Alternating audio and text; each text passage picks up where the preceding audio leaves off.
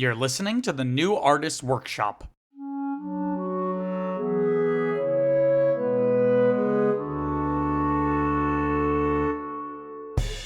the Cabbage Patch, and the diamond turned into a baby. Our parents are having a baby, too. They had sex.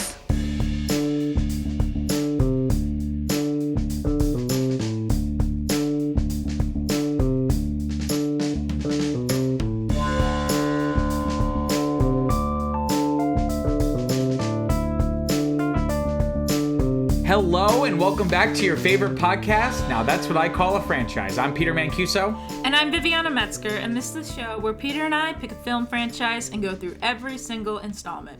The good, the bad, and the ugly. And to be clear, we're defining a franchise as a series of films with at least 4 entries. So, Viviana, what are we talking about today?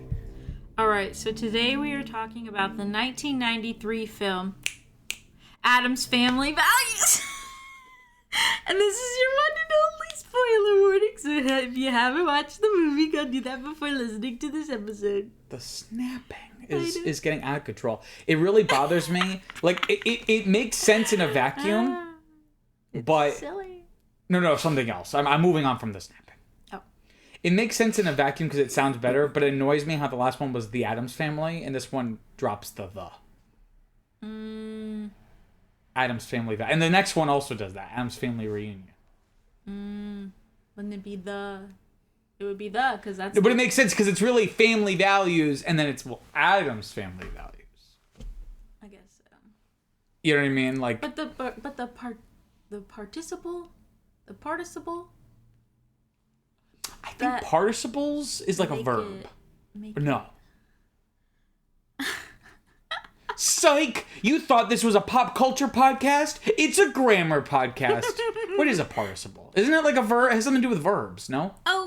Wait, hold on, I still have wistful. You still have what? Wistful. Oh yeah, I said Viviana looked wistful, and then she was like, but first she had to go, well, what does wistful mean? And then had to look it up. Oh, okay. So, it's a... Oh, kind of. The word is the... Oh. What? It's a definite article. A participle? No, the... Oh, yeah, I already knew what the... Yeah, it's a definite article. Oh, you want to know participle? Yeah, I just forget what a part... participles. Isn't it like a verb? Like you have past participle and future participle or something? Or past present? How do you spell? What's the letterbox blurb? Hold on. Oh, man. Okay. A word formed from a verb. Ha-ha! I.g. going, gone, being, been. So it's like a conjugation almost. Yes, and used as an adjective, e.g. working woman, burned toast, or a noun. Good breeding in English participles are also used to make compound verb forms, e.g. is going, has been. And the is nowhere even in that category. No, it's a definite article. Yes, of course. Why don't you read the letterbox blurb? Those little guys always get forgotten. Okay, here's the blurb. Here's the blurb. Well, I wonder what blurb. It would be a noun. Well, yes. Because it's a person, place, or thing. Yes, of course. Okay. Siblings Wednesday and Pugsley Addams will stop at nothing to get rid of Pubert, the new baby boy adored by parents Gomez and Morticia. Things go from bad to worse when the new Black Widow nanny, Debbie Jelinski, launches her plan to add Fester to her collection of dead husbands. Again, that puts the emphasis. So I don't want to put the cart before the horse here. But the first part of that makes it seem like the rivalry between Wednesday Pugsley with the baby is going to be a much bigger thing. And that's what I thought at the start of the movie. And then it gets dropped almost immediately. Well, I guess because it's like the kickoff. It's the precipice. Yeah, but... It's the reason they go to camp. Yeah, but it doesn't feel like... I forget that was the reason by the time. Anyway, I'll put a pin in that. Let's do some basic info. So it was directed once again by Barry Sonnenfeld, coming back from the first one. It was written by Paul Rudnick, who I think, if my memory serves me right, he had done like uncredited rewrites of the first script. But he had also by this point had written Sister Act. Ooh. One of your faves. Is there 4 of those? I don't think so. I think there's only 2. And then there's been talks of a third for like years. Shit. There were no remakes or any like TV specials. Maybe. I don't think so. It was produced by Scott Rudin. Oh my frick. It was distributed by Paramount Pictures. Once again, it was released in November of 1993, and it had a budget of $47 million, which was the most expensive film in the franchise, I think, before or after. And it grossed $111 million. So this was the lowest gross of the franchise, the least amount of profit, and the lowest percent return of all the theatrically released movies. Oh, but they So it made, was the least they made their successful. money back. Yeah, but I'm saying compared to the other ones. Because, like, for example, taking a look here, the first film, or should I say the one that preceding this one, had a percent return of 538%. This was 136. So it made money, but nowhere as much. And this one was more expensive. The first one cost $30 million to make, and this cost 47. But then in terms of the gross, the first one made 192. This one made 111. So not only was it, more expensive, it was see. I think you can tell. that you could tell it was more expensive. Yeah. Oh yeah, I think they doubled down, and because again, the first one was very successful. So I think they were like, okay, like let's put more money into this. And also, I always wonder, like, does that money actually end up on screen, or how much of that is the stars being like, okay, we made you more money, so you're gonna pay us more money for the next one. That's why I feel like MCU movies are always so expensive, because like at a certain point they were like, every movie is making $1 billion, like you need to pay us more. Well, Which I'm not necessarily against. I mean, yeah, I'm sure they might have gotten paid more, but not $17 million more. No. So I think that might only be a small portion of it. I think There's a much bigger cast there too. are a lot of effects and props and exterior shots, Like more locations. It's like just a bigger movie. cars, and so there's just like a lot of stuff. This movie really is the first one, but just more. Yeah, an explosion. Oh, that's right. Yeah, of like the house. So there's a not the Addams house. There's a lot of money that had to go into that. So had you seen? You've seen this one before, right? I think so. I think I've seen at least clips, but I don't know if it's from the clips or it's from like Tumblr. But That's what I was gonna say. When I think of this movie, I always think of Wednesday with her little feather hat on At summer camp. Yeah, because that's like the classic thing, and people will like post it like, I don't know, on Tumblr and stuff. But I don't know what they do now, but Because I don't know if Tumblr... Well, I think Tumblr still exists, but it's a hollow... Kind of like Twitter, where it's like a hollow shell but of just itself. like, I don't know if they use People it, posting like memes. clips or the GIFs or memes of Yeah. like... Just like any moment where it's like Wednesday interacting with like the blonde... Yeah, Like the yeah. traditionally like kind of white Like girl. waspy. Yeah, waspy. That's the word I was looking for. And like people will be like, oh, literally me. Yeah. Like yeah. that's what I saw when I was in high school. Like I'd never seen Yeah. this movie. So seeing those made me think that this movie was primarily about them at summer camp. Mm-hmm. It's not. I guess so. No. It's really maybe like a third of the movie. There's really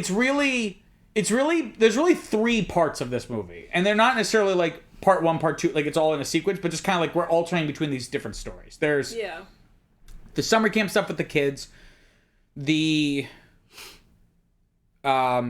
Debbie's pursuit of Fester's money, and then kind of almost as a maybe not part three, but really 2A is like Morticia and Gomez being like, why can't we see Fester?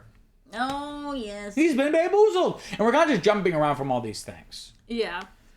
Oh my gosh. I can't believe that lady and cousin It had babies.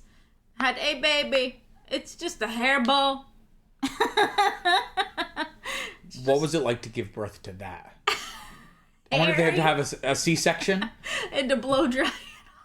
Oh, slimy and stuff. But yeah, I had never seen this. As I've talked about for this whole season, I haven't seen any of these. And again, my only exposure to any Addams Family stuff is probably from this movie, from the summer camp stuff. Mm-hmm.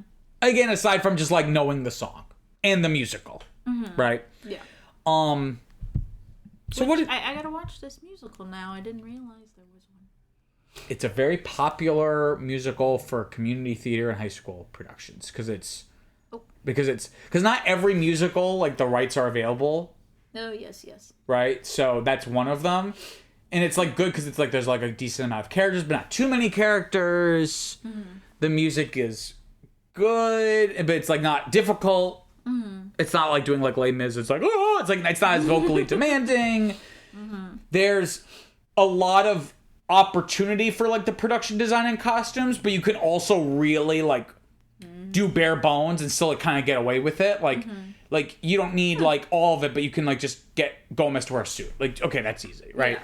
Yeah. So it's really popular. So I'm sure we could find a production of it somewhere. Yeah, I've literally never seen it. When I was in school, the musicals were Seussical. That's another one. Annie, Tarzan, which I didn't see, and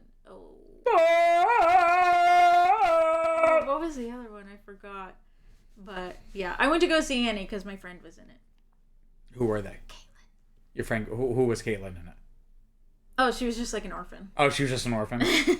Orphan number 5. I could see her being Miss Hannigan. Little girls, every day I eat, sleep, and breathe them. Oh man, and this kid Connor Rundy, he was what's his name? Daddy Warbucks. No. Rooster. Yes, he was so good as Rooster. Ugh, so. I wonder where he's at now. I don't know. Did he pursue his dreams of being an actor? Did he have dreams of being an actor? I don't know. I'll check Facebook. If you're listening out there, we want to know. Connor. So what did you think of this movie? I don't have that many notes. I thought it was good. I thought, it was.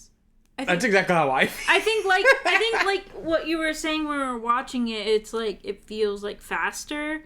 Like it's more fully realized because I don't think it had all the. It's like a little more fun because it's like they can like how I thought of it is like now they can like truly be themselves. So now, like. You set the table with the first one, and now you can have dinner. All bets are off, right?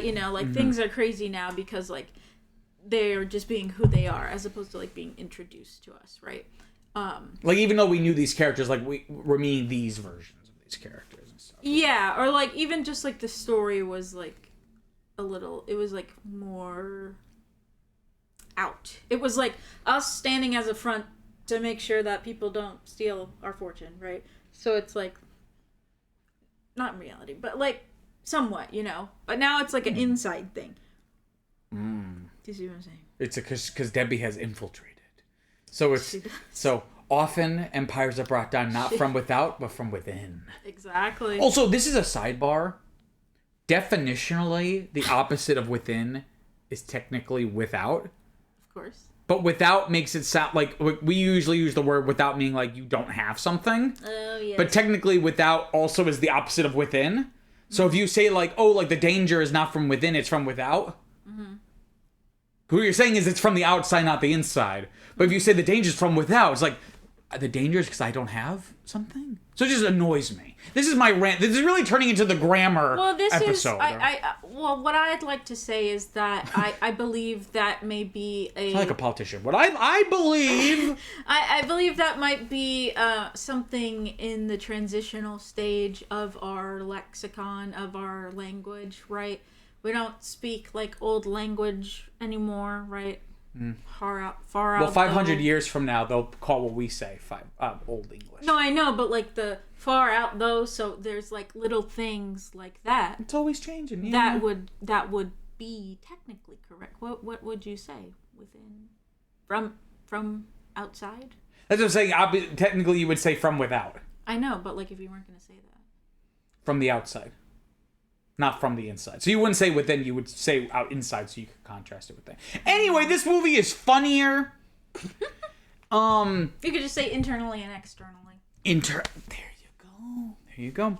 But yeah, it's like, as we talked about with the last one, there was a lot of like, it wasn't even like, for movie history, it was not a lot of script drama, but there was this kind of back and forth, like the script went through multiple rewrites. So as we talked about with the last one, it kind of feels like it doesn't quite know what it wants to be in terms of like the movie. Like what the story should be, what like the theme, like what's the point of the story. Like it doesn't quite know what it wants to be. I would say this is like a huge improvement in general, but what this has over the other one is that it feels more fully realized. That it, for better or worse, it feels like they had a vision and then they did it. Yeah. Right. And so because of that, they're able to like have more fun with other stuff. So I think just in general, this is just a funnier movie. That's what I was trying to say. Yeah, with like more gags, like just like the like one-liners or throwaway things that, you know, and because it has like a quicker pace about it and has just more energy, like I feel like Addams Family in general, but especially like the last movie we watched, does like the whole gag is just like they're gonna do the opposite of what you think it's gonna be, and they'll really dwell on it. I'm so confused in this movie. They'll dwell on it in the last one and like kind of hold for laughs. And I'm like, it's not really that funny. Like, haha. They'll be like, oh, Wednesday is torturing people. It's like, oh, I remember when I was her age, I was doing the same. Like, those can be funny, but the last one, like, really thought it was like really funny. This one will just like have these like little one-liners like blink if you miss it, and they're a lot funnier that way. Like there's a lot more kind of like madcap kind of vibe to like the energy. Like when Gomez is in Fester's room, he's talking about how much he likes Debbie, but he has like some kind of like Playboy-esque magazine. They open up the centerfold and they go, Mom, like that's just like a strange, but like that made me laugh because I was like, it's just so bizarre, as opposed to just like, you know, like where it's like Wednesday's like trying to, you know, do something devious, and her mom comes like, no, Wednesday, don't do that. You should use this tool instead. Yeah, like, yeah. So that's a reason why I'm a little confused with this one, because it seems like that's how they always play, so it doesn't seem particularly dubious until like that is brought up, right? Because like in the last one, Pugsley was like in an electric chair. Yeah. Like, you know, so it just seems like it just seems like a regular way of play for them. So like the fact that it's supposed to be like this big thing of like, oh, they're trying to kill the baby, like it doesn't really seem it's more for us like than that. Yeah, it doesn't really seem like that until they say something about it. It's like, yeah, I'm watching it, I'm like, is this strange for the characters? Yeah, like, because something will happen, like that's a great point where it's like, I don't know that what a character is doing is strange or not diegetically until one of the characters remarks that that's weird. Yeah because otherwise I'm just meant to take everything at face value and just be like, okay, that's just what they do, right? That's a really good point. But Pubert has powers. What are his powers? He has powers? He breathes fire. That's right. Remember, well, I was thinking, like, for the play example, right, with the guillotine. Okay, of course, that's a classic thing, Wednesday guillotining her, like, dolls, whatever, blah, blah, blah. So, like, putting the baby in there doesn't seem all that crazy. But then he stops it with his little baby fingers. And they're just like, we need to step up our game. So this is something that we were... Oh, what were you going to say? He's got super strength and also intelligence, I think, because he, like, got up out of the crib and then, like, came to rescue them. I don't know. Well, I the implication it's like Jack. between... Yeah, it's like that, but the implication, I feel like, between... Oh, I just lost my train of thought. I feel like the implication with not Jack, what's his name? Pubert. Like being able to survive all their schemes, and then also Fester surviving everything. Or the Addams just immortal? I know. No, because we know they die because they have the graveyard. I So know. do they die, but just only from old age? But like, if you shot one of them, they wouldn't die. Like, are they vampires? Well, are they? Well, they said that someone Addams died from being quartered, so I don't think so. But that is weird. That is so weird because he survives both times, electrocution and an explosion, and he wasn't that far away from the bomb. He was right there. He was in the house. I don't understand. I mean, I'm not gonna say again. It's like it's not that kind of movie, kid. But it's just it matters insofar as much as the comedy is rooted in it.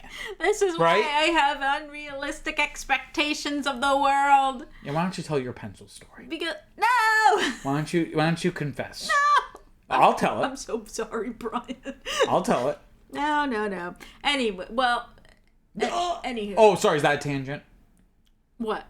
The pencil story. No, I can tell.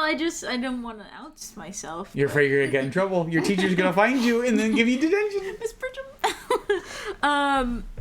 Anywho, so you know, I'm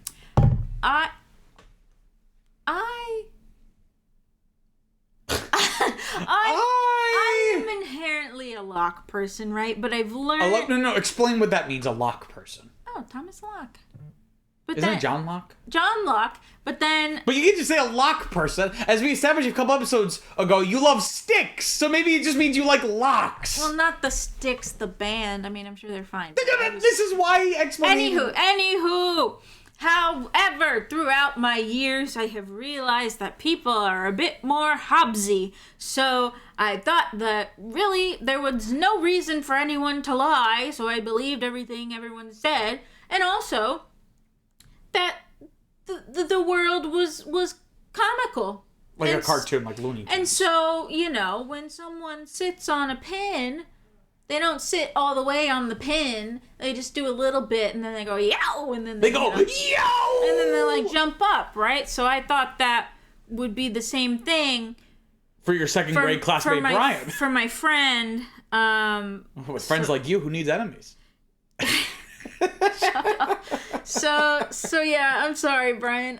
He didn't jump up and say yow. But it wasn't a pin, it was a whole pencil. It was a pencil and it was upright and he sat all the way down on it and broke it and had to go to the nurse. And I'm so sorry. But also, why did you break my pencil? Why did you break... You're mad at him for breaking your pencil that you used to stab him, essentially. I didn't think he would sit down. See, you were like a little Wednesday. Only the difference is that move. She knew the damage it would do, but you're just like, oh, loody. No, like, read Junie B. Jones in the Valentine, gave Crush a secret admirer note. They knew right away. They knew. They saw right through your schemes. Basically, people need to stop making unrealistic things in movies and books and things. Everything should just be a documentary. The Looney Tunes should be banned from the United States and its territories. It should. No one should lie. There's no reason to lie. But it's not a lie. It's a lie about You're the physics. reason. So here's the thing, is that people for decades have complained, not so much now because like cartoons have changed, but like people have always complained that cartoons were too violent because you had like Tom and Jerry by each other with like frying pans. Yeah. And I always thought those arguments were dumb because I'm like, clearly when you're watching, like I never once watched it as a kid going like, oh, it's okay to whack someone with a frying pan.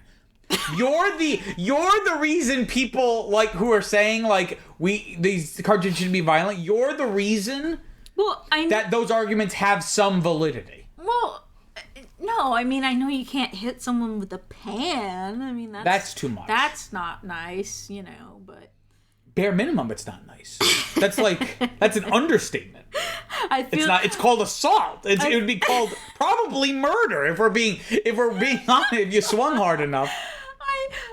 I feel like in this instance, I feel like that group of people watching like movies for the first time and the train is coming at them and they feel like it's like actually coming at them, not just like in the movie. Whoops. You. Anywho, if you're hearing this, Brian, I am so sorry. I think he died from his wounds. Denied it. I think he got infected and then made it No, along. he was fine. He was fine. Just a little bruise on the butt cheek or something. And no one ever found out. And you went, I don't know how this could have happened. I was sitting right next to him. I didn't see anyone. Who did this? Who did this? Oh my goodness. And I was like, it's like the Tim Robinson sketch of the guy in the hot dog mobile. And it crashes. Remember I told you the Tim Robinson sketch where the guy crashes the Oscar Mayer mobile, the Wiener mobile? And then he's like, who did that? But he's wearing a hot dog costume. He's like, we're all trying to figure out who did this. We don't need to point fingers. We're all trying to figure it out. Exactly. Yeah. Anyway. I do like, though, despite the focus on the kids is not as much as I would want it to be, I do like that we get more Christina Ricci, because she was by far, like, one of, if not the best part of the last one. And she's probably the best part in this.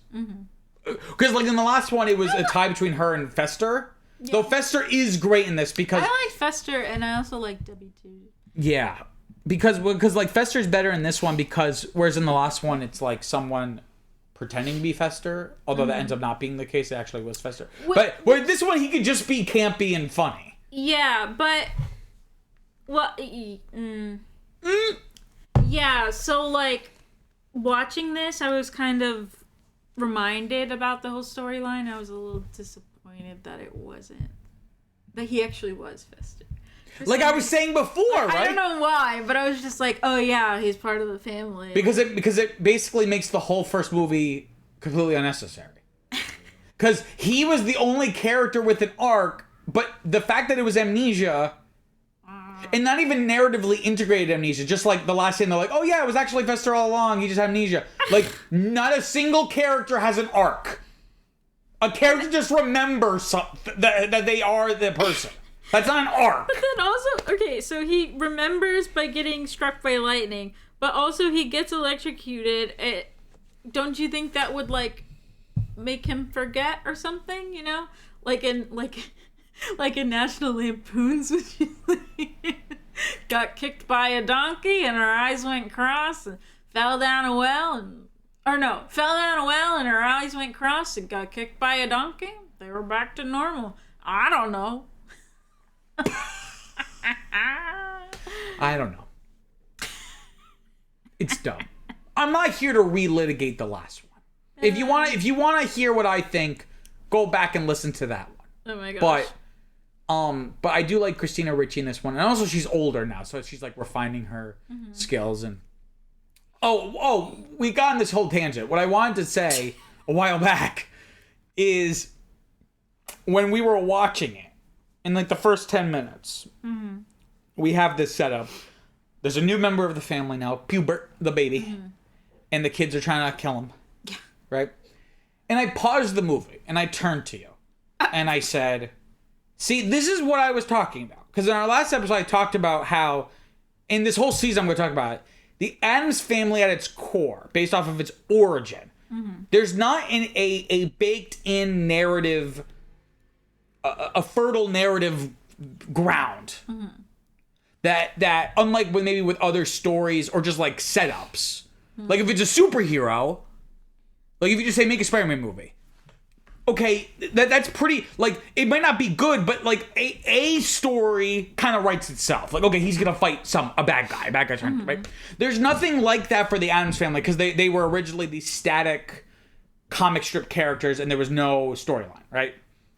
So any story that you have to do, you have to kind of superimpose onto it, right? Now, that's not a bad thing, but just, like, you have to, like, put a little more work into, like, coming up with the story. And the first one did not try at all to really do anything. Within the first 10 minutes, I paused this and I say to you, and I turned to you and I went, like, okay, so here's like a story potentially. You have the kids, they're trying to kill the baby, you know, and that taps into the universal thing of the human condition of children feeling like they're jealous of their little new baby siblings. They feel like they're being replaced, all this stuff. Yeah. So, you know, the story could be whatever it is externally, but that you can then have whatever happened be the impetus for an interesting internal character arc of them, like, learning to love and understand, not only love their baby sibling, but also understand their parents' love better. And how love is not finite. It's not like, okay, now there's more of us, so there's less love to go around. That's not how it works, right? And it could be about family. And it was family. And that the Pugsley doesn't have to die to be replaced. It's like when a baby, one of them has to die, it's like, which one of us is like, well, they only need one boy. Right? So I'm like, I thought that was, I was like, okay, like, I don't know how well they'll execute, but that's like an interesting story. Completely dropped. It rarely, once they leave for summer camp, which is really less about them trying to kill their brother and more because Debbie wants them out of the picture. Yeah. It really never comes up again, this like tension between the kids feeling like they're being pushed out or replaced. Yeah, It never comes up I again. don't really care, yeah. And I was so disappointed because I was like, this movie is faster, it's funnier, it feels more crystallized. If they can deliver on just like a competent character arc, this is a win in my book. Yeah. But they fumbled the ball. It was really disappointing. What is his name? Pubert? Pubert and Pugsley. Didn't they say Pubert's a family name? Or something? Oh, maybe. I don't know. So I don't know. Did any thoughts on that? Yeah, that was a little random. Well, and like I said, I was kind of confused because of their like violent nature. So it was like, oh, are they trying to kill their babies? What would John Locke say about Like, their violent you know, nature? you Are know. they inherently violent, or are they? I forget which one John Locke was. That people are inherently good. Yes, and the social contract and everything. Oh, the social contract. Yes, and then Hobbes is. You think of Hobbes like hobbling. So it's, that's how I was taught it, and that's how I remember it. And he thinks that they're just like The people animals, are basically. bad. That just self-interested. Yeah, people are like basically naturally like selfish or whatever. Well, it's not about human nature, but it's kind of like what I was saying, like with the Addams family, where Locke is saying humans are inherently good, whereas civilization and morality is something that humans do in spite of their nature. That's like what I'm saying about the Addams family, where it's like the Addams family as a concept. Like some concepts have inherent narrative potential. They don't have a story. Okay, how many? Well, then why are we watching these? How many times are you gonna say that? I didn't know that. I think it's perfectly Why did you pick fine. this franchise? I think it's perfectly fine. There are family shows. There are family things all the time. Yeah, and they explore stuff Exactly. about the characters. I don't even think the show did. Well, you know what? It's hard to explore the characters when the characters are trying to be murdered. Okay. But the writer. Okay. You're saying that like it's a fact. Like the writer chose to put them in those situations. Well, yes. You're acting like well, that's just the way it is. Like no, the writer. It's not a history book. It's not a recounting of what happened. The writer chose it to be that way. That's why I hear people argue about that when people make comments like that, and they're like, "Oh, like in this movie, well, of course this had to happen this way because that's like, yeah, but that's because the writer chose this context to be like that. They could have just easily not done that." Oh, can we? Okay, fine. But can we talk about like the complete 180 like shift in tone of how like and like content? Like this one was like not explicit, but like More suggestive. yeah, it was like very suggestive and like With Joan Cusack's boobies. Well, she was always wearing like low cut things. And... I mean, like the whole fact that like Fester doesn't want to, leave Debbie's because they had sex. Like, And she's like, got a gorilla grip or something. Yeah, and there's like this kid explaining like, oh, and then the stork comes down and brings the baby, and then Wednesday's but like our parents had sex, so it's just like. That's right. Was that in this one? Yeah. Yes. Because they were In the hospital. waiting for Pubert to be born. Yeah. I'm like, whoa. It was a little kooky. Maybe it's because they're older or something. I don't know. But that was strange. Lusting after their own mother. Fester and That Gomez. was so weird. Oh my god.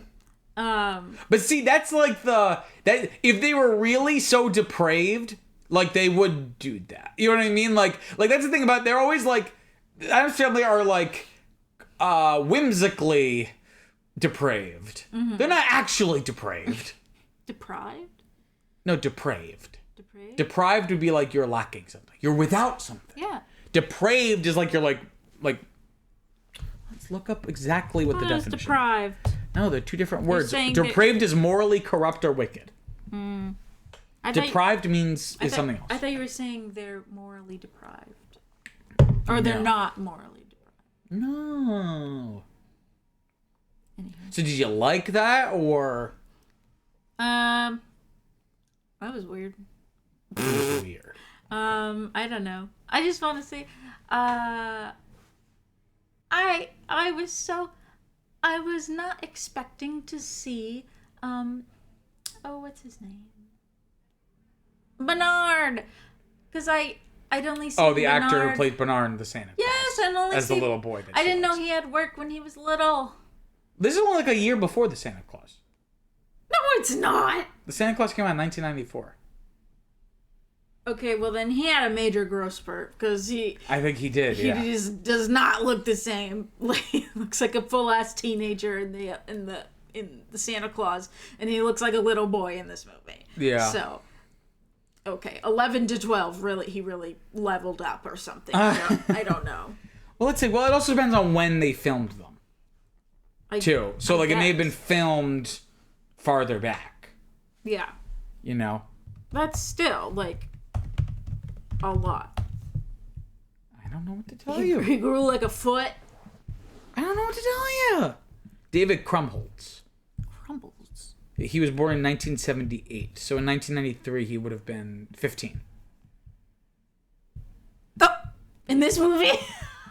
But he may have so just looked younger, or they filmed it in 1992 or 90. I don't know. No, yeah, he has I feel like he has a baby face like Selena Gomez. It's like perfect casting to be an elf, an eternal. Exactly. Because he looks the same age in Santa Claus 1 and 2. Yeah. Which came out like 6 years apart or 8 years, however long apart. Charlie does not. Charlie does not, but he's not an elf. No, he's a little boy. He's a boy. Good. That movie they cast real elves. Did you know that? Eternal beings, yes. What are you? What are you? Your worst nightmare. Huh? Oh, the elves with attitude. The special elves, and they come in to rescue them from jail, and then. I feel like every girl had a crush on the lead elf. Why did he say it like that? But he's. Why was it slightly sensual? But he was so cool and he was cute and I feel like because he's like, Charlie, we're here to get you out of here. He has that kind of voice. Oh, okay. Elves with attitude. Anyway, the summer camp's the best part of this movie. As you can tell, we really have a lot to say about this movie. The summer camp is the best part, and the reason why I like it, for many reasons, is because it's a great contrast for the Addams Family. Yes. Right? And not just because it's not depraved, but it's... Because here's the thing, is that we get a lot of it in this, and especially the last one where it's they're with normal people. Mm-hmm. This is good because when you get the camp counselors, they're the inverse. Because they're cartoonishly. Why are they jumping like that? Because they're annoyingly upbeat and plucky camp counselors with starring a Christine Baranski. Well, I don't know if this was one of her first movies or if this was a funny cameo. I don't know, but I was thinking about that with scenes of Debbie and Fester. I was like, oh, these are two great actors, but they're in the same scene. But here it is in this movie. It's a silly. Yeah, it's kind of out of silly thing. It's out of body. It'd be like Marlon Brando and James Dean being in like Fat Albert or something. Yeah, I'm like, this is strange. Okay. It's okay, I'm glad we're getting it, but Weird. Because Okay. I've seen them both in good roles, you know. But then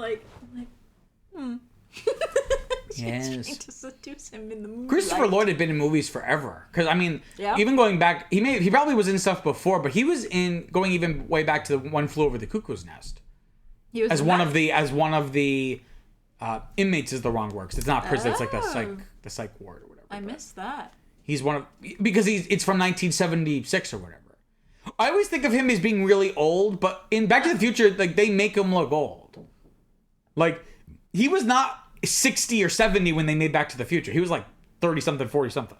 Oh really? I believe so, because he's still alive today. Because he looks like that now, right? Yeah, he kind of looks like what they made him in the 80s. Like 1985 Doc Brown, they made him look older. Yeah. I just thought he would look the same for the past 40 years. No. Oh, so he was probably in his. So he was a little bit older. So he was like in his like mid 50s or maybe late 40s, early 50s. Okay. In the 80s, but still he wasn't like old. Yeah. That's funny. Anyway, last thing I want to say, I fucking love the Thanksgiving play. I love how cringe it all is until. I love Wednesday's evil plan, which they comes out of like the psychological conditioning, and she like finally smiles for the first time, but it's all part of her plan. And I'm kind of like, shit, everything Wednesday's saying is true. I'm like kind of like, so the movie's like a little bit more sardonic, where it's like there's kind of like this tongue-in-cheek political kind of like it's nothing to do with the themes of the movie. Yeah, but, no, I was like really kind of nervous. But she was like, but we will not be breaking bread with you. Because you murdered our people and stole our land. Yeah, so like remembering just like that picture of her like in the feather headband, like it's like I was like, ooh, where's this gonna go? But then like it was like actually like revolutionary, and she was like, yeah, we're not gonna do this. This is real history. And it's unclear if they actually killed anybody. Because we never get a follow up where the girl is like, because they like poured gasoline on the girl and she lit a match. That's right. And I don't know if we ever see her again. Oh my god. Oh my god. So that was like objectively the best part. Like literally, I would watch if that was an episode of the Addams Family show. You just take out like the 25 minutes of the movie that's just all those pieces, like just put them all together. Yeah. I would watch that. And apparently, because of that scene, even though it's not really a big part of it, like this will be like on people's lists of like Thanksgiving movies that they'll watch. What? Again, even though it doesn't even take place at Thanksgiving, it takes place in the summer. It's summer camp. It's not November camp. That's like the people doing the Die Hard. No. For Christmas. Well, okay, sure that, but then also Nightmare Before Christmas. Like, oh, it's a Halloween movie. Like, no, it's a Christmas movie. Like, it's primarily a Christmas movie. Yeah. They're only saying it's a Halloween movie because they're like spooky. Because they love Hot Topic. Yeah, well, because they're like skeletons or whatever. On paper, it's really a Christmas movie. But it's about Christmas. And the effect Christmas has. Yes. I completely agree. I feel like it's not a debate. But the compromise I do is I'll usually watch it on Thanksgiving. I'll like watch it on Thanksgiving or something. Yeah. Or like it's a twofer. Or what I'll do is, because in recent years, since the world has gone so awful, I've really like extended, like Christmas starts November 1st. Like I'll start listening to music, I'll start watching the movies. So like I'll watch Night Before Christmas on Halloween or November 1st. Because like it makes me happy. Because it's like I don't have much left. 2 months of Christmas. Yes. Oh my God. So the compromise will be like I'll watch it on Halloween or November 1st. Like I'll like do it. This is the transition. Watch it both times. No, like one or the other, not both days. Oh well, you can watch them both. It's could. A twofer. Actually, it's a threefer if you're gonna throw in Thanksgiving. You could also murder your parents. What? I'm not gonna do that either. Do you want to hear some trivia? Do I look like Gypsy Rose? No. Oh, like Gypsy Rose? No. I mean, maybe you could play her in a movie. Maybe if you were cross-eyed. Isn't she cross-eyed? I don't know anything about this. I don't know. Was she did Joey King, was she cross-eyed in the show? No. Okay. Is she actually cross-eyed, or is it just photos I've seen? And like just angles. I don't know. She looks a little cross-eyed. I'm not trying to put her down and make fun of her. This is like a genuine question. I think maybe a little bit. At least that's how it looks like in the interviews I've seen. Like, I don't know. So I mean this with all sincerity. If you have a lazy eye, like, can you see out of your eye? Oh, shit. Like, they're pointing in two different directions. So are you kind of seeing, like, a little fuzzy image of, like, the other angle? Do you see, like, more? Or is it, like, disorienting? It's like VR, where it's like you see everything. It's like the 16 by 9 or whatever it is. It's like anamorphic widescreen. Yeah, it's like a larger screen. Or it's just very disorienting because maybe you do see stuff. And then it's like, I don't know. I'm walking, but then like... I could probably find this out with a 5-minute Google search, but I won't. Do you want to hear some trivia? We'll look it up later. Oh, yeah, sure. Okay.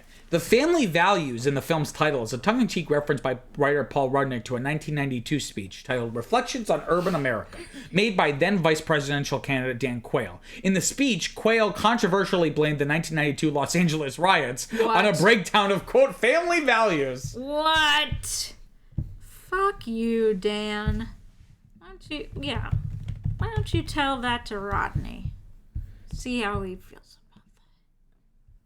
So there's a meme from The Simpsons where the principal, who's like a characteristically just like grumpy, curmudgeon-y character, and there's a thing where he's like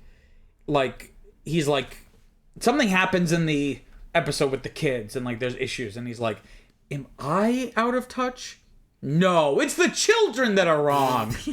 So that's like, are the black people maybe right? Am I maybe not understanding their plight? No, it's the marginalized communities that are wrong. That's like the kind of vibe I'm Maybe getting. if the LAPD's first instinct wasn't to kill people and beat them up to the point of their pulpiness. Pulpy! Maximum pulp. Then, That must be their favorite orange juice. Then they're... Sorry! Then they Hashtag not sorry. then people might actually be able to get through conflicts. However, Adding more than just makeup to the character, Morticia Addams is always lit separately from everyone else in the scene. Yes. We talked about where it's like they light just her it's eyes. like very clear in this movie. Her lighting always consists of one beam of light across her eyes that gradually fades outward to enhance her classic look. The first movie did it, but this was like every single scene.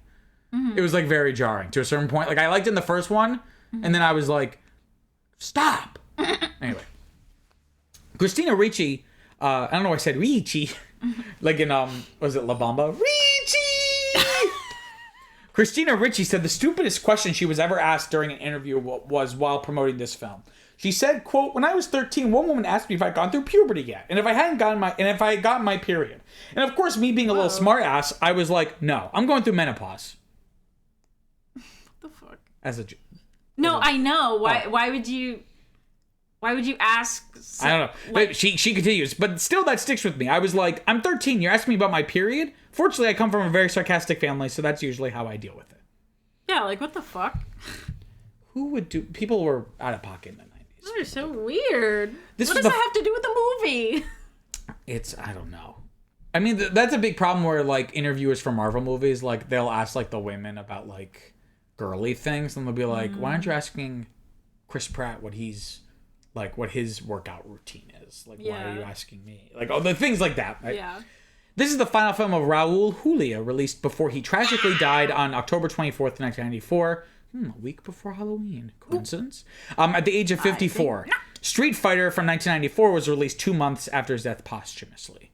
Or as Vivian would say, posthumously. Even though it does not have an N in the word. Oh, Posthumously.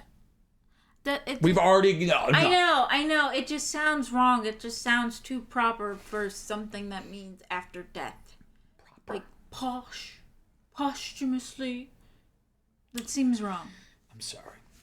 Facts don't care about your feelings. During the scene when Morticia gives birth, this was in fact filmed with Angelica Houston standing against a wall, not lying down. This was done so that her hair and makeup stayed perfectly in place. So they'll do that sometimes because sometimes it'll be easier if you want to do like a bird's eye view of someone in bed. Yeah. It'll be easier if like instead of like you can set up a camera rig above them, or depending on what the context of the shot is, you could just like set up a bed upright and make the wall look like it's actually like 90 degrees tilted. Yeah. So that they did that so that way her hair was like perfect. Yeah. It worked. The character of Pubert Addams, a boy, was played by twin girls, Caitlin and Kristen Hooper. I saw that in the credits. That's pretty fucked up. Must have had gender dysphoria. Or dysmorphia. What? It's like, why are you calling me a boy? I'm a girl! Why are you calling me Pubert? I thought my name was Caitlin. Wednesday bitterly quips that Chippewa in Camp Chippewa's name means orphan. This is pure sarcasm. Chippewa is actually a form of the name... Oh, I should have learned how to pronounce this first. Ojibwa? Ojibwa, a Native American nation, the original meaning First Nation. So Chippewa does not mean orphan. Michael Jackson was signed on to write and perform a song for the film's soundtrack and to promote it with an Addams Family themed music video. Although he was able to finish the song, contractual difficulties resulted in the song being dropped from the soundtrack and the video was never fully completed. The song Is It Scary was later included on Jackson's 1997 Blood on the Dance Floor, His Story in the Mix album, and was also used in his short film Ghosts. I didn't know he had a short film. A poster of Jackson is seen on the camp cabin wall in one scene. Contrary to popular belief, the child molestation allegations made against Jackson were not the reason for the song being dropped or for the character of, I think, the boy. Yeah, why does he scream when he sees it? I don't know. Maybe because the song is called Is It Scary? And maybe there was a poster or whatever. I don't know. What? Or for the character screaming upon seeing the poster, as the allegations were not made until after the film was released. Mm-hmm. So unrelated. The Thanksgiving play took 2 weeks to film. Just the play. What? Because there's a lot of different effects and extras and... There's just kids dressed as, like... Do you know how hard it is to get kids to do stuff? Even if they're actors that... Mercedes McNabb, who plays Amanda Buckman in the film, appeared in the first film as a Girl Scout. Remember the Girl Scout? Oh. But she wasn't playing that character. I think she's just in it. No, not the knocked on the door. When they're at like the grocery store. They have a table set. They're like selling lemonade. Because remember, they're at the motel. They don't have any money. So they're selling lemonade. Oh, yes. And she's like, oh, do you want, like, we're selling Girl Scout cookies. Yes. Are they made with real Girl Scouts? Yeah. While being brainwashed at camp, one of the films that Wednesday and Pugsley are made to watch is the musical Annie from 1982, directed by Angelica Houston's father, John Huston. LOL. LMFAO, Rafflecopter. Okay. Remember Raffle? That is an internet lingo acronym that no one uses. Rolling on floor laughing. Floor laughing, yeah. It's a little like so people would say Rafflecopter. Rafflecopter? Like a helicopter. Who said that? I don't know. It's like saying epic bacon. It means nothing. I know raffle. I don't know rafflecopter. Anyway, not only is Gary's play he's like the camp counselor. Not only is Gary's play quote puerile and underdramatized, as Wednesday puts it, it's historically inaccurate. The Chippewa from the Midwest. Pocahontas was a Powhatan, a tribe indigenous to Virginia. Neither she nor the Chippewa would have been present at the first Thanksgiving. Also, by 1621, the first Thanksgiving, Pocahontas had been dead for 4 years. Yeah. Also, they didn't have turkey at the first Thanksgiving. That's right. You tell them, honey. Around 2013, it was revealed that they make this sound like it was a big revelation. Around 2013, it was revealed that Christina Ricci did not like kissing David Krumholtz. Oh. During filming, she kept complaining that he had peach fuzz on his upper lip. Oh, I guess he was growing. He was growing. When Debbie tells Fester, quote, no woman in her right mind could ever love you, it foreshadows Fester and Dementia's blossoming romance after they each explain their names. Because Dementia's the woman that comes in at the end that's basically like a female Fester. Because Fester means to rot, and Dementia means insanity. Dementia would be able to love Fester since she isn't in her right mind. I thought dementia means you like... That's the medical thing, but I think the root of the word is coming from, like, demented. Like someone's demented. She bald. She is bald. She's bald-headed. She is bald-headed.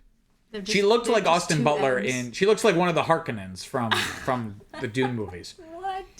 They're just two eggs falling in love. Fester. I wonder if anyone's made that comparison between Fester and Stellan Skarsgård in Dune. Remember the big guy? Oh, Stellan! The big guy? Yeah. The big worm guy. Do you want to hear some critical reception? Yes. If I may be so bold. Oh, yeah. So in terms of the contemporary reaction on Rotten Tomatoes, it has a 75%, which I believe is a increase from the last one. I think that one was like 67. That's a C, right? Yeah, sure, yeah. Or is that a D? I don't know. That's a C. That's a C. Also, letter grades are dumb because they're not equally weighted, and it makes no sense. No, it's and also, it's like each 10 or 11. Also, 70% or 65% of all potential points is one letter, F, that seems unweighted, No, it's D. D is only down to like 65. Okay. So anything below a 65 is all F? There's no scales of F? No. It's just F. Anyway. F. Here's the critical consensus on Rotten Tomatoes. Quote, new, well-developed characters add dimension to this batty satire, creating a comedy much more substantial than the original, end quote. I don't know if it makes the movie really, really good, but I would agree with that. My name is Betty. This one also, whoop, there it is, Addams Family, hey, no, whoop, there it is. Addams Family. Another obligatory rap. Oh, MC.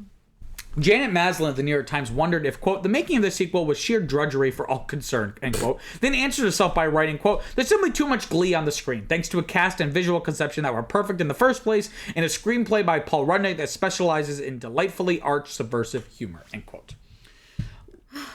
The whole time, every time I saw Morticia, I was like, oh my god, she's so beautiful. But then I was like, oh shit, I feel really bad because of like, she had to like do the tape and everything. Oh, and yeah. She would get a rash if she didn't take it off after a while or something. It's like, I'm so sorry. Your pain is our gain. I don't find Angelica Houston particularly pretty. I think as Morticia, but as like the lady in Daddy Daycare, not really. I think those are the only two roles I've seen. Probably not. I'm sure she's happy to hear that. Probably not, but I don't know. Leonard Claddy of Variety was slightly less enthusiastic than Maslin, who I think was the last person, saying, quote, it remains perilously slim in the story department, but glides over the thin ice with technical razzle-dazzle and an exceptionally winning cast, end quote. Richard Schickel, writing for Time, was even less enthusiastic than Claddy, calling the film, quote, an essentially lazy movie, too often settling for easy gags and special effects that don't come to any really funny point, end quote. Yeah, I agree. Both Gene Siskel and Roger Ebert had disliked the first film. Siskel gave Addams Family Values a mixed review and accused Sonnenfeld of caring more about how the film looks than how the jokes play. Ebert, however, gave the film 3 out of 4 stars and thought that, unusually for a sequel, it improved upon its predecessor. That's something we haven't really talked about. So, well, I guess we've talked around it. So, is this better than the first one that we watched? Is this an improvement? I would say yes. Compared. Yeah, I guess, like, in a way, but for some reason I'm, like, more drawn to the first one. Interesting. Like I can tell that it's better or, like, faster, you know, whatever. But I don't know. Just seems like maybe too out there or something. So it's like that's how you know them is like from the first one. I don't know. Interesting. In terms of the modern reception, Letterboxd has a 3.7 out of 5. Just like the last one, which I think is woefully overinflated. But here's some reviews. You ready for some reviews? Yes. Sophie writes, quote, the only thing better than Joan Cusack killing men and looking fabulous while doing it is Christina Ricci setting a racist summer camp on fire. Yes. David Sims writes, quote, untouchable Valentine's Day movie. I wasn't getting Valentine's Day movie vibes. What? They were slightly in love. They were slightly, well, yeah, they did a tango once. Oh, are you talking about the parent? I'm talking about the kids. No, I'm talking about like Morticia Valentine's Gomez. Day movie. Yeah. The love is with the kids. What about the parents? They love each other. Oh yeah, they're always in love. That's nothing new. That's it's just the dawn of time. They've been in love. Luca writes, quote, Addams Family set non-binary rights when they proclaimed their third child as an Addams. Because in the beginning it's like, is it a boy? Is it a girl? It's an Addams! Yes. Oh, I think it's so funny when she's like, Gomez, I'm having a baby. It's like, yeah. No, like right now. Like, oh, gotta go. And it's like, push. And she goes like, Because she's supposed to be so fabulous. And when they're wheeling her in, it's like, are you in terrible, torturous pain? Yes. Yes, I love it. Why would you love it? I I can see you liking to inflict pain. But, don't know. so in terms of the one little bit about legacy, the film was nominated for an Academy Award in the category Best Art Direction, but lost to Schindler's List. A more depressing movie. What is that? Art direction. Like production design. Oh, I thought that's what you would call it. Not. They may have changed the title now. Oh. The name of the award, but back then they just called it art direction. Oh. Nice.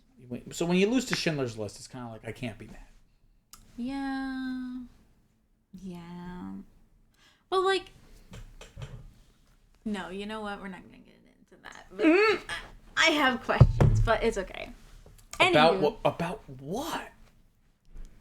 About Schindler's List?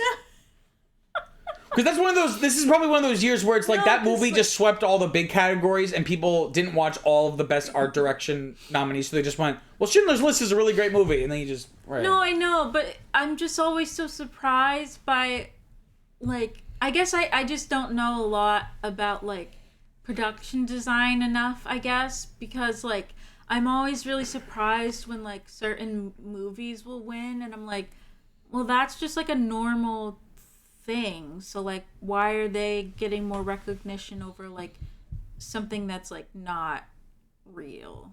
Does that make sense? Like Schindler's List is just like like people in clothes and buildings. But it was a period piece, so you have to get all the period accurate stuff. They had to build the concentration camps, all the sets, and furthermore, what you're touching on is a big. This one is like you know they've got the graveyard and all this stuff. There's like a lot more. Well, wait, but what you're touching on is an issue with like these craft awards, where sometimes it's not about the best production design; it's about like the most production design. Right? And people would argue like just because it's not flashy or like it's not like Barbie doesn't make it not good production design. Same thing like with acting, where it's like sometimes people complain with that with the acted categories, where it's like it's not always the best acting, it's just like the most acting. So if like an actor like has a big scene where they yell, like, oh, they're gonna get nominated for an Oscar. Where sometimes the best acting is like just really subtle, authentic performances.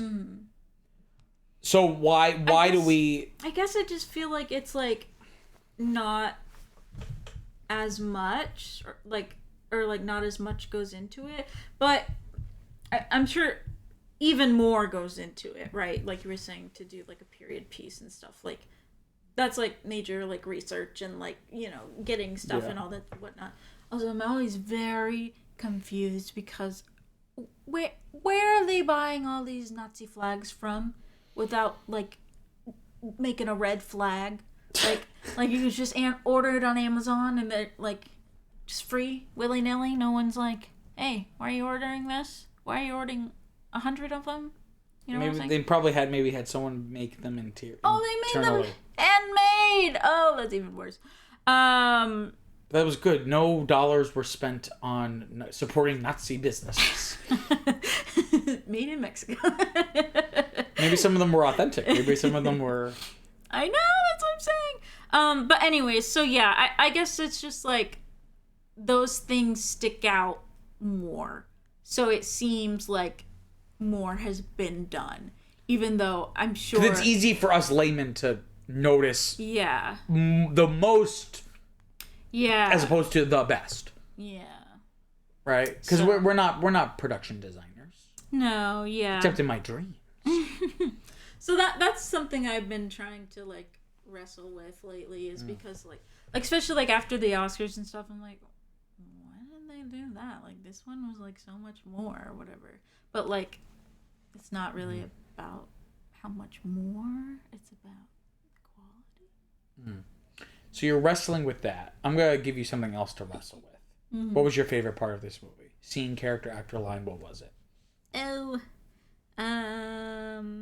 You always seem surprised when I ask this question. Oh, because I don't think about it. Okay, probably Morticia, and then when Wednesday is like, we will not break bread with you, and then there's like. Yeah, I'm gonna say the Thanksgiving play is my chaos. favorite. Is like my favorite also part. Pugsley coming out in a little turkey suit. Also, he's like, eat me, eat eat me. Is that supposed to be just like a tongue in cheek? Because like you'll say that instead of saying like fuck you, it'll be like eat eat me. No, it's saying eat me because that's their dinner. No, but I'm saying is it like a double? Maybe. A double trouble? I don't know. I didn't see that. I also thought it was funny when they were like, oh, we're gonna do like the victim drowning or whatever, and she was like, I'll be the victim, and then Wednesday was like all your life. Yeah, I don't know how to swim, so. When she dropped in, she's like, I'll be the victim. It's like all your life. All your. See, it's like shit like that I'm like, okay, that's really funny. Like, because then again, it's like, okay, you're actually having a point of view. Where it's like the Addams Family aren't just like arbitrarily strange. It's like they're countercultural. They're like they're why sardonic. They're pointing out they're pointing out the flaws in mainstream society. Well, that's what they were doing here with the camp, though, is to like it was like a cultural satire. Yeah, like very much on the other end, other of the spectrum. Like. Rich hoity-toity blonde people. They're hoity. They're toity. Okay, Viviana. 1 to 10. Yours. I said the Thanksgiving. Oh, the Thanksgiving. Yeah, the Thanksgiving play. That took 2 weeks to film. What? Yeah. What? So 1 to 10, what are you giving this movie? I'm gonna give it like a 6. A 6. Okay. Oh no. Are you looking at the ranking? Do you know where you're gonna put it? I'm not looking at it, but I know that the last one is on top of the first one. So I'm gonna put this one. Wait. So do you like this one more than the first Addams Family? Yeah, I'll put it on top. You're putting this on top. I'm also gonna put this on top, and I'm also gonna give it a 6. I was gonna give it a 7. But just thinking about it more, I'm just like, I don't even really remember that much from the movie. And we didn't watch it that long ago. That's what I'm saying is like you remember more from the first one. No. But this one, no, I remember way more from this one. It's not about comparing it to the other one. It's just like, I was going to give it a 7. No, I was like, I don't know if I think this is good. Like, I don't know if I really want to watch this again. I was thinking about that too. I also considered it having a 7, but I was like, I don't know. It just seems like that would be a little different, like some, I don't know. So, I don't know. Oy vey, this is gonna be this is one of our shorter seasons. It's gonna be it feels like a long one. We're about halfway through.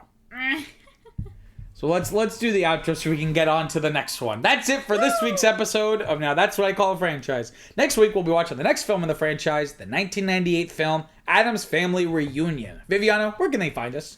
You guys can find us wherever you get your podcasts, and don't forget to follow us on Facebook, Instagram, and Twitter at Franchise Podcast. And if you have the time, leave a rating for us on Apple Podcasts, because apparently that helps. And if you have even more time, leave us a review too. We know you have many podcasting options, and we thank you for choosing us. Peace out, guys. Later, Gators.